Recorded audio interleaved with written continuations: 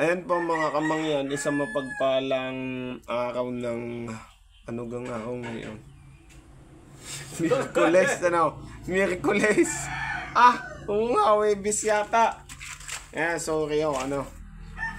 Bali yung kaalaman natin ngayon patungkol po sa gabay kasi madami pa din namang nagtatanong sa akin yan kahit paulit-ulit ko nang pinaliwanag Paano daw malalaman pagka talagang ikaw ay may gabay? Yan po yung topic natin ngayon. Siyempre, una sa lahat mga kamangyan, kung talagang may gabay ka, sa totoo lang para sa akin, lahat naman ng tao may gabay. Siyempre yung nasa itaas, yan po ay araw-araw tayong tinitingnan yan. Pwera na lang kung talagang oras mo na. Talagang kahit may gabay ka. Kung talagang kukunin ka na, wala kang magagawa. Paano nga ba daw malaman kung may gabay ang isang tao? Mga senyales. Siyempre, number 1 dyan, palagi kang nananaginip ng kakaiba. Siyempre, yung lagi kang may kapanyarihan. May panyarihan. Isa yon mga kamangyan. Pangalawa mga kamangyan, yung time na naaksidente ka o nahulog ka, sabihin na natin nahulog, naaksidente, kahit isang galos, hindi ka nagalusan. Kumbaga, mayayapakan mo na yung pako, tas biglang makakaiwas ka pa, pero tutok ka na. Masasabi ko na may gumagabay talaga sa iyo. Pero yung totoong gabay talaga natin mga kamangyan, yung nasa itaas. Kaya huwag kayong mag-iisip na parang wala kayong gabay. Lahat po ng tao meron. Patungkol naman po sa iba na nagtatanong paano daw malalaman kung ang gabay mo ay isang engkanto o elemento,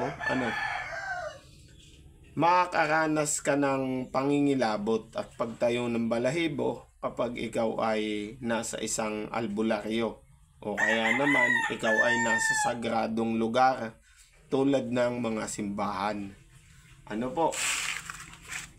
Yun po ang mga sinyales. At syempre sa bukas ng third eye, makikita mo talaga na may gabay yung isang tao o kahit ikaw mismo. Yun po yun. Pero sa totoo lang, lahat po ng tao ay may gabay. Yun nga hong Panginoong lumikha. Yun po talaga yung tunay na gabay ng tao. Kasi madami nagtatanong sa akin, paano daw nila malalaman kung sila'y may gabay. Yun lagi yung tinatanong, kaya naisip ko na i-content kung paano malalaman. Basta yung number 1 ho dyan, yung nakakaranas kayong madisgrasya o maaksidente o mahulog nang hindi man lang kayo nagagalusan o nababalian.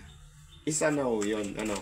At saka yun nga kahit naman may gabay yung isang tao, pakinggan nyo mabuti kung talagang dun sa libro ng buhay, hanggang dun lang talaga yung buhay mo, wala ka nang magagawa. Kung hanggang dun lang sa edad na yun yung buhay mo, wala kang magagawa. Tatanggapin mo talaga na mawawala ka na sa mundong ibabaw.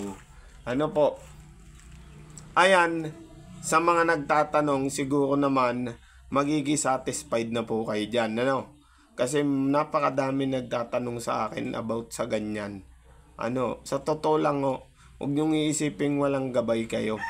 Lahat po ng tao ay may gabay at yun ay ang Diyos amang lumikha. Depende pa din po yun. May mga nagsasabi na sila daw ay ginagabayan ng santo, ng mga diwata, ng ganyan. Pero yung ang isang tao ay sasaniban ng isang santo at isang banal o santo ninyo wala pong katotohanan yan, sa totoo lang. Kasi wala akong santo o banal na sasapi sa isang individual na tao. Bakit ang tao ay makasalanan. Yun ang tatandaan nyo. Mapagpalang hapon po sa lahat. At God bless. Sana po may kaalaman ako na ibigay sa inyo.